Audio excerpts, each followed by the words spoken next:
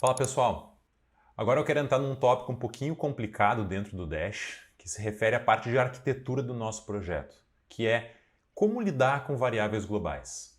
Antes de entrar nesse tópico, eu queria discutir o que é arquitetura de projeto, caso vocês ainda não saibam. Vocês já perceberam que em programação a gente tem muitas ferramentas e essas ferramentas permitem que, quando combinadas de forma diferente, a gente chegue ao mesmo resultado por diferentes formas. Lá no curso de Python eu tenho um projeto de construção de uma calculadora e tem vários alunos que, ao longo do tempo, encontraram soluções muito diferentes da que eu encontrei. Tá? Isso não é um problema, a programação é legal por conta disso, porque a gente consegue chegar a resolver as coisas de muitas formas diferentes. Mas tem alguns casos específicos, como é esse que eu vou apresentar para vocês, que tem formas que a gente vai arquitetar o nosso projeto que podem ser problemáticas. E existem formas que são mais corretas. Tá? Essa aqui trata especificamente do caso de uso de variáveis globais. Tá? Então, o que é uma variável global? Primeiramente, eu tenho um projetinho aqui, de novo, tá? Que eu peguei da biblioteca do Dash, e aqui a gente tem os imports, como sempre, eu tenho um data frame, que tem essa cara aqui no lado, vocês podem executar esse trecho de código aqui e ver que ele vai ter isso aqui. Aqui eu tenho a parte do layout, que eu não vou explicar agora, nem a parte do callback. Tá? Então, um projetinho simples, e essa variável aqui, df, ela está acessível a todo o escopo do meu projeto. Se eu tentar acessar ela dentro desse callback, eu consigo usar aqui dentro. Se eu criar um outro callback, eu também consigo usar no outro callback. Então, isso aqui é uma variável global, uma variável que está disponível para todo o escopo do meu projeto. Então, o que a gente tem que se preocupar aqui? O Dash ele recomenda que a gente tome o máximo cuidado possível com variáveis globais e ele nos dá algumas estratégias para a gente lidar com elas. A primeira delas que eu quero apresentar para vocês que pode dar um problema quando a gente começa a trabalhar com elas. Esse dashboard aqui é um projeto bem simples que tem essa cara.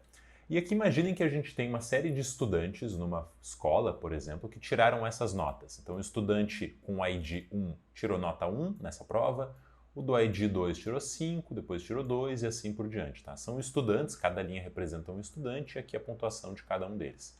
E a gente poderia começar a construir um dashboard que me pergunte qual foi a nota qual a quantidade de estudantes que tirou aquela nota. Então eu poderia perguntar quantos estudantes tiraram a nota 1. Eu poderia vir nesse meu dashboard aqui, colocar estudantes 1 e ele diz que no caso deu até um probleminha, vou ter que reiniciar ele. Atualizar aqui ele me diz que a quantidade 1 foi tirada por 3 estudantes. Como que ele fez isso? Aqui eu tenho um layout que ele colocou uma div, colocou esse dropdown, depois ele colocou esse texto, colocando foi pontuado pela quantidade de estudantes, e uma div que vai ser utilizada por esse callback para apresentar o resultado. E o que o callback faz? Ele entra como input o valor desse meu dropdown aqui, tá? Então a pessoa vai selecionar qual que ela quer, 1, 2, 3, 4, 5, 6. E o output vai ser esse children. O que ele faz? Ele retorna o meu df, tá? Ele pega esse df aqui, acessa ele como global, então eu vou começar a manipular esse elemento aqui. E ele vai perguntar df quando o meu df score, ou seja, essa coluna, for igual ao valor selecionado. Então isso aqui vai ser um filtro a partir desse valor. Isso aqui, se vocês tiverem dúvida com essa operação, voltem nas aulas de pandas lá que eu ensino como fazer filtros baseado em algum valor específico de uma coluna. Então, nesse caso, se por exemplo eu tivesse selecionado 1, como foi o caso aqui, ele vai retornar apenas as linhas na qual o score for 1, no caso essa, essa e essa, e o retorno para o meu children vai ser o tamanho desse data frame. Então, por isso que vocês estão vendo aqui o 3. Qual que é o problema desse projeto? Da forma como ele está, a gente está sobrescrevendo a variável global. Tá? Então, o que acontece? Ele vai substituir tudo isso aqui por esse valor aqui. Tá? Ele vai substituir apenas por esse dado filtrado e trocar na variável global. Então, esse projeto, uma vez que eu faça ele, a primeira execução funciona. Quando eu vou para a segunda, o que é o valor esperado de pessoas que tiraram nota 2? Deveria ser 1, 2, 2 pessoas. Se eu pergunto para ele aqui quantos tiraram 2, ele me retorna 0.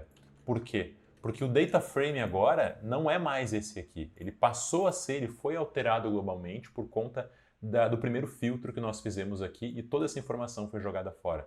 E essa informação ela não volta mais, porque o nosso projeto ele executa, carrega tudo, essa instrução aqui é executada na primeira e única vez, enquanto esse projeto estiver sendo executado, e deu.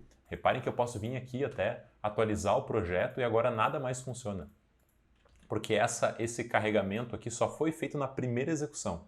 Tá? Na primeira vez que o projeto iniciou, carregou, montou os componentes e os dashboards e os callbacks e ficou ali. O servidor ficou com essa informação atualizada e se perdeu. Então, uma coisa que a gente poderia fazer para lidar com isso seria, por exemplo, colocar aqui filter_def, tá? Ele vai ser uma cópia desse nosso valor, eu vou salvar ele, vou atualizar o meu projeto e aqui agora, aqui eu teria que colocar o len_def, eu vou pausar o projeto, vou rodar de novo e aqui agora eu tenho um projeto que ele funciona sem problema nenhum. Tá? Então, essa é uma ideia, uma sugestão do Dash, que é o seguinte: quando vocês forem trabalhar com os elementos globais, não façam alterações nos elementos globais dentro dos callbacks de vocês. Os elementos globais vocês têm que cuidar para eles ficarem fixos, tá? Porque esse tipo de problema pode acabar acontecendo. Se alterar alguma coisa aqui dentro, ele vai alterar para todo o escopo do projeto e não tem mais o que fazer. Então essa é a primeira grande dica sobre tratamento de variáveis globais. Então a principal lição que eu quero que vocês tirem até aqui é não alterar variáveis globais dentro dos callbacks. Vocês podem utilizar tranquilamente variáveis globais, só cuidem se os callbacks forem fazer qualquer tipo de alteração nesses dados, tá? Porque isso pode prejudicar o desempenho das aplicações. Um outro conceito que eu quero que vocês tenham em mente na hora de projetar a arquitetura dos aplicativos é o seguinte. Imaginem que eu tenha aqui, vamos começar focando nesse dashboard imaginário que eu fiz aqui em cima. Imaginem que eu tenha aqui alguns controladores, tá? Um campo de input, por exemplo, o radio items e um botãozinho de load. E dependendo do que for passado para esses controladores aqui em cima, antes de sair executando esse gráfico aqui no canto, o aplicativo ele vai pegar essas instruções, fazer uma requisição para esse banco de dados aqui. O banco de dados pode ser, sei lá, SQL, NoSQL, pode ser uma base de arquivos CSV, qualquer coisa. E utilizando pandas, ele vai converter isso aqui num data frame, que a partir daí vai estar disponível para o nosso projeto fazer o que precisa ser feito. Tá? E aí esse pandas no futuro poderia ter alguns filtros que a gente faria nesses dados e montariam gráficos aqui no canto. Esse é um tipo de projeto bem comum, acho que é uma das aplicações mais simples e mais tradicionais que a gente teria no Dash. E reparem que esse DF aqui, uma vez que a gente carrega ele passa a ser uma variável global que está acessível para todo o nosso projeto aqui dentro. Então esse projeto ele teria uma cara semelhante a essa, eu teria aqui um DF sendo carregado ou com a função SQL ou com algum dos callbacks aqui embaixo. Eu teria um layout que vai especificar tanto isso quanto isso. E eu poderia ter um outro callback aqui que pegaria os filtros aqui do canto e encaixaria os gráficos dessa forma. Tá? Com essa variável global, reparem que cada usuário que acessa esse projeto, vou fazer uns bonequinhos aqui, provavelmente eles vão ter intenções diferentes ao acessar esse elemento. Talvez tenha um usuário que queira personalizar isso de alguma forma. Esse outro usuário que está acessando também vai querer personalizar isso dessa forma. Então essa variável df que está aqui, ela não pode ser a mesma para esse usuário ou para esse usuário. E talvez o projeto de vocês nem tenha isso aqui. Só que esse usuário aqui fez um filtro 1 e esse usuário fez um filtro 2 que também são diferentes. Então uma estratégia que o Dash nos dá é, ao invés da gente ficar manipulando essa variável df, a gente instalar ela, colocar uma variável personalizada aqui dentro, um campinho, que vai guardar para cada usuário diferente o seu DF customizado. Tá? Cada um vai ter o seu DF, vai ter um DF1, vai ter um DF2. E isso aqui eu vou mostrar como que a gente faz para que esse tipo de coisa não aconteça e que os dois não tenham que estar acessando e manipulando a mesma variável. E esse tipo de coisa aqui também é importante porque eu vou mostrar para vocês como que o nosso projeto na prática ele executa com esse desenho aqui do canto. Então imagine que a gente tenha aqui vários usuários que estão acessando o nosso projeto ao mesmo tempo. Como que o nosso servidor ele vai funcionar?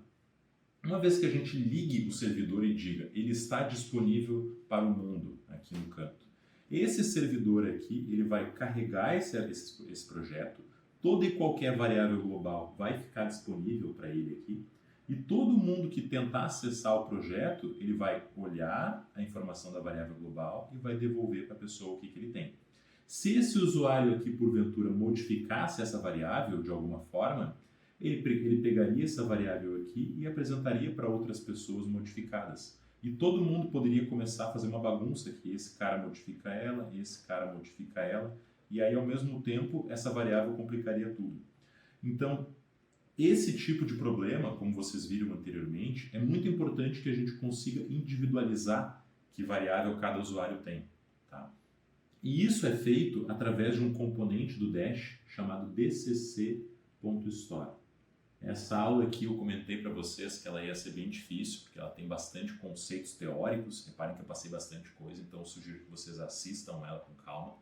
Se não ficou claro, vão na documentação do Dash, procurem pelo artigo Sharing Data Between Callbacks, como compartilhar dado entre callbacks, e deem uma lidinha para ver se vocês têm alguma outra interpretação que ajude a solidificar esses conceitos. Isso aqui é bem importante, eu acho que talvez seja a parte mais difícil do curso para compreender. Então, voltando aqui, esse dcc.store é um componente que a gente vai colocar que ele vai ficar dentro do navegador de cada pessoa. Eu vou até colocar uma cor diferente para vocês verem aqui. Vou colocar um roxinho. Cada usuário vai ter a sua dcc.store. E dentro dessa dcc.store, ela nada mais é do que uma caixinha, onde cada usuário vai ter a sua própria versão do DF. Então, a gente vai fazer com que o DF original fique fixo, cada pessoa possa acessar o mesmo, e toda vez que a pessoa precisar fazer modificações nesse data frame aqui, o nosso server ele joga o DF aqui para cá e ele vai ter um callback que vai fazer alterações nisso e encaixar na própria caixinha do usuário. E aí o usuário vai ter a sua própria versão do seu DF aqui dentro. E esse outro usuário aqui também teria o seu DF. Essa estratégia ela é um pouquinho complexa, a gente usa bastante ela depois nos projetos para evitar esse tipo de complicação, mas a lógica principal é essa, é que a gente quer garantir que cada usuário tenha a sua própria versão do data frame. Vamos para o código, agora eu vou mostrar um exemplo de como tudo isso aqui funciona na prática. Então agora vamos aqui para o código no projeto que a gente estava trabalhando anteriormente, que era esse dashboard aqui, que contava quantos usuários tinham tirado uma nota em específica. Tá? Aqui o projeto está desligado, depois eu ligo ele de novo. E eu quero fazer algumas alterações para inserir esse componente que eu ensinei para vocês, que é a dcc.store. Então como que a gente faz isso? Garantam aqui em cima que vocês têm importado o dash dcc. E aqui embaixo nós vamos colocar dcc.store e vamos colocar um ID para ela.